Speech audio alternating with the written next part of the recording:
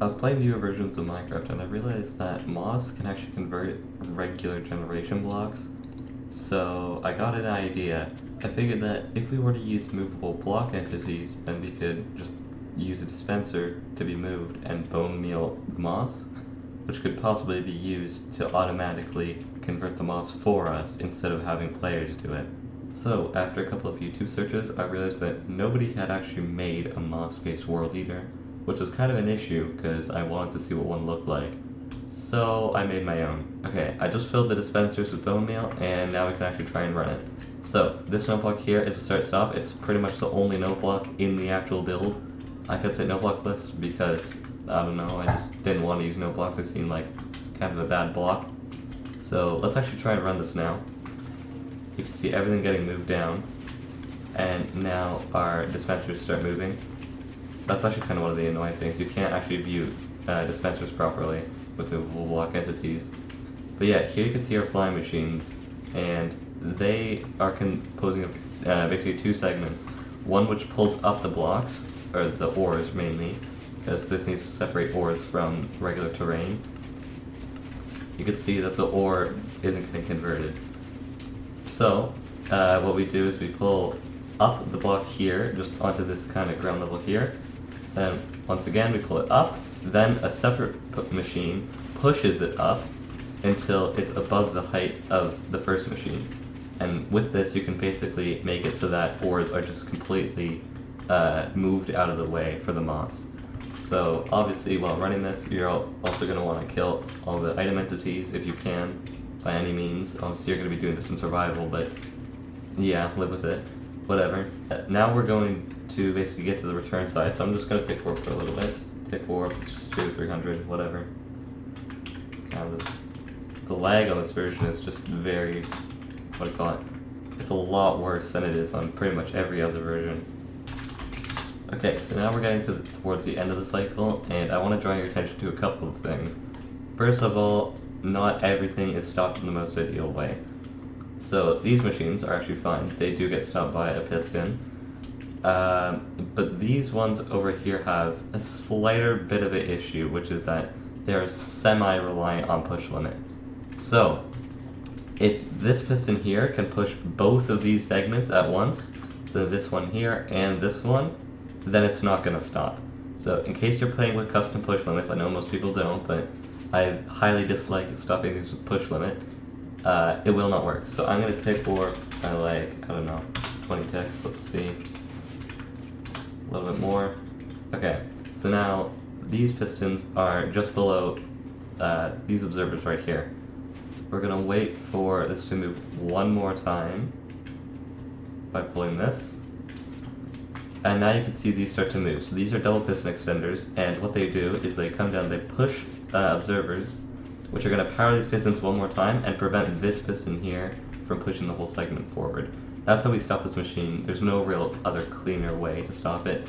Can't have any sort of piston here because of those, and anything else is pretty much already off the table. So the next thing is these flying machines. These are responsible for moving the redstone block because returning we want the machines to be faster. These also get stopped by push limit via this observer here, not being able to push that piston. So it self-returns, then it goes back up. Next, this stage is going to go, which is just going to start it, so that's pretty simple. Then there's going to be this observer line here, which is kind of going all around. And this is starting a couple of machines at the same time. So we need these machines at a very specific time, and you're going to see this in just a second. I'm going to tick warp by like, I don't know, 8 ticks. So yeah, now you can see everything's starting to move, but these are perfectly timed to make sure that these sticky pistons do not pull up the dispensers. So you can see this one pushes, and then right after the sandstone gets pushed from the next machine. So these are pretty much perfect timings just for this to happen. And that's basically how the return side worked. It was probably the most annoying side to work with. But yeah, it's very overcomplicated.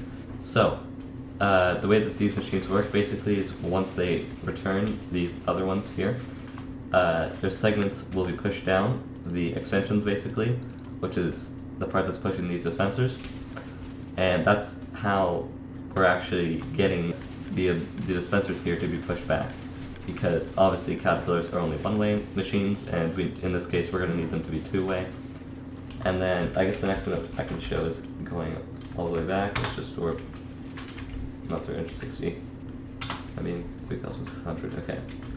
Take 0. Okay, so this is the next thing that happened. These machines here self-returned because this is not the side that they want to be on. They want to be on the other side. So, take up a little bit more. Also, you can see sometimes on that side of the machine, deep slate can still be pushed up. I'll spin that in just a second. But here I just want to show you real quick. So now with these segments returning, you can see they get pushed down by double piston extender once again. And that's how we basically move these segments here down. Now, it needs to be a double piston extender just because of this honey block here. So if it was a single piston extender, it's not actually this being on the same height. It's actually the fact that when this machine here gets moved down, there would be honey here that the piston would stick to. So that's why you need a double piston extender, in case you're wondering. But yeah, now that these machines are returned to the other side, we can pretty much start them again.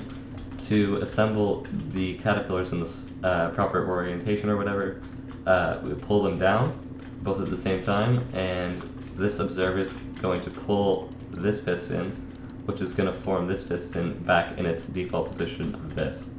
And just like that, it's a caterpillar again. So yeah, that's pretty much how that section works. Obviously, there is no automatic bone meal refilling, so unfortunately, if you're running it very long, it's going to take you quite a while. Although this machine is not meant to clear perimeters, it's just kind of a joke. So, next is water and lava, I guess I can show. So, water and lava, let's just grab these for a second. I'm just going to spew, actually that might be, that just shouldn't be too close, whatever. I'm just going to spew 2 waters and some lavas, whatever. I think that's good enough for now. Let's activate it again. Here you can see those getting assembled. And now it's going back down for the next layer. I have enough bone meal in here to go like 3 layers at a time, so it's fine. You can see, because lava and water don't actually get random ticked in this version, which I didn't even know about until recently, basically the water and the lava are no issues to the buds. They're perfectly safe. But it will still leave a little bit of deep slate, which is kind of annoying, but it's whatever. So water and lava, if you have them spewing open just as kind of a thing, it's fine. Obviously, if there's water below them, nothing's going to get pulled up. And at deep slate layers, which is really when it matters, there's not even much water and lava, so you're probably going to be fine. But mainly the top layers you might want to be concerned about with water and lava. That's about it. And yeah, these item entities are a lot for my client to handle. So yeah, you can see just how many item entities there are. There was a way on the older version of the machine where basically these pistons would be on the side and it would kind of bunch up all the moss blocks, creating less entities. But there was an issue with, gravity blocks with that setup. So I'm just going to get rid of the deep slate here. Now, let's just come over here for a second. And I'm actually going to place sand in the middle, because that's where it's going to get you. Or that's where it's kind of the best case scenario. Tick rate 2, let's go to.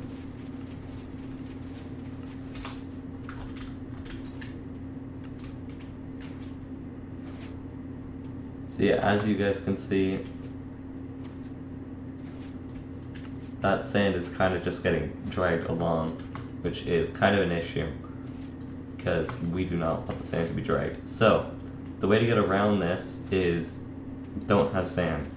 That's about it. Now, 2 sand is, I don't know if it's more problematic or if it's kind of better.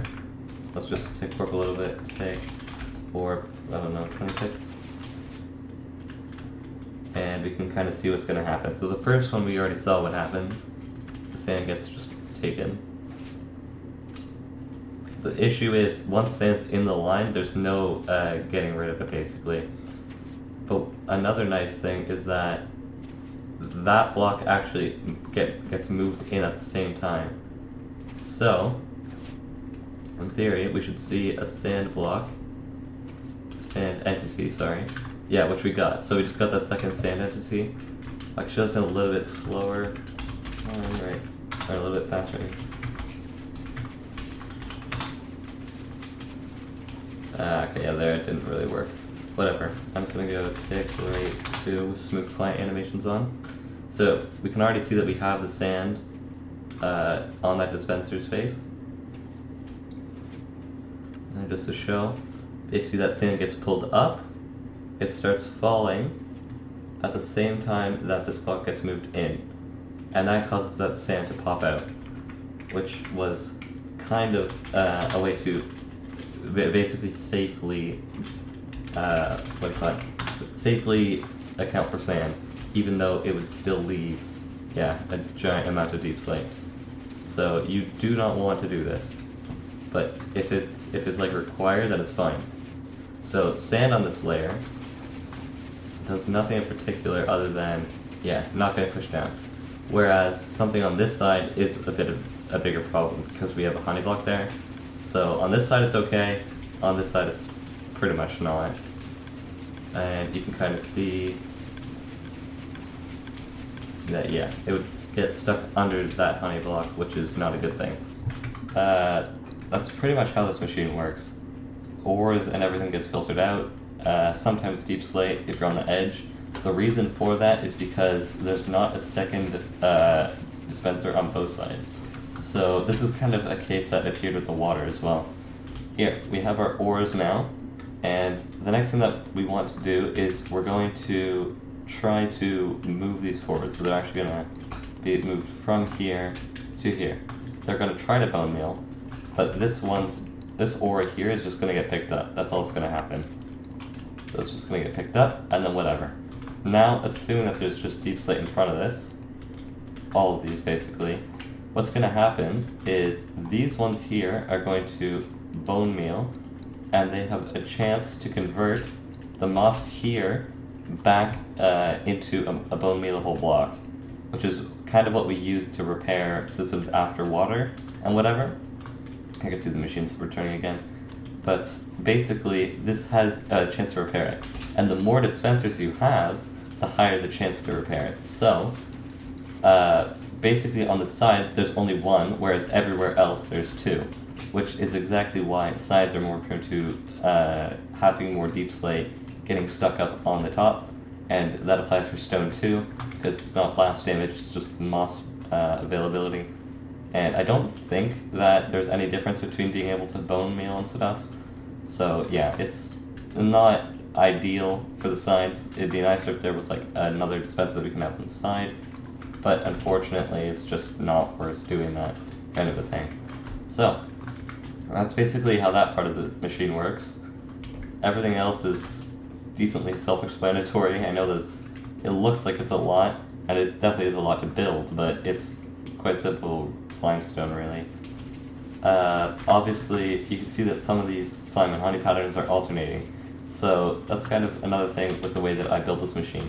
Basically, some alternating parts can be alternating and some can't.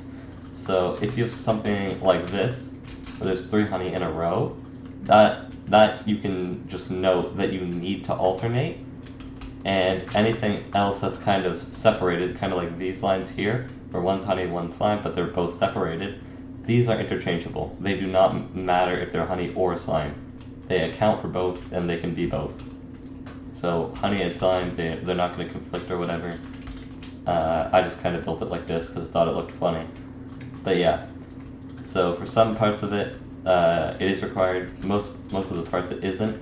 And some parts actually, I guess I could show this over here on these fly machines, both modules are slime, and it's just slime continuous all the way down. That's because honey isn't powerable, and for instance something like this would not work. So I can't replace these machines with honey, but thank God that they're 2-wide tileable, so these segments can just be exclusively made out of slime. Whereas the front part of the machines are part honey, so every second module they are honey. That means that, okay, you can alternate between these two if you want. You don't need to make them alternating, of course, it's not going to do anything. And the only part that needs to be alternating really is just parts like this and like this, because they're obviously touching and you don't want them to go over push limit, or pull in that case, I guess, I don't know. But yeah, that's basically how that part works, and that's pretty much it for this machine. It's not really meant for survival use. It's pretty bad, actually. You need a lot of moss to begin with, large trenches aside from the side ones. The side ones are small enough that you might as well just dig them, but that's painful, so yeah, it's a lot of work for something that's really not worth it. At the end of the day, all that you get to say is that you made a perimeter with moss, which is not that good, so yeah. But anyways, thank you so much for watching, and yeah, bye.